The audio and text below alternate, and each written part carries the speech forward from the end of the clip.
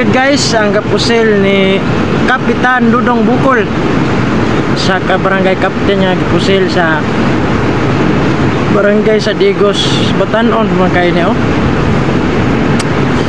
Luoy sa kapitan no nga dunay 5 ka anak. Ipatay lang sa mga walay klarong barugana no, mga taong makurakot nga natlinglas korupsyon nining mga naglingkod sa gagamhanan no. Si Kapitan Dudong Bukol na nagpahayag nga grabing kurakot gyud diha sa Digos. Ipatay lang ani sa kabatan-on no. Pila pa kay edad ani? Taita. Kaya tayo sa mga kapitan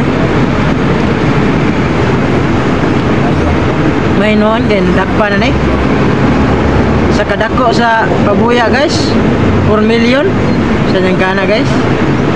Dakpan gidayon ng mga daotang spirito. Kaya taon sa nabiktima ni mata 300,000 ang dibayad niya no. Mga nagingon dito.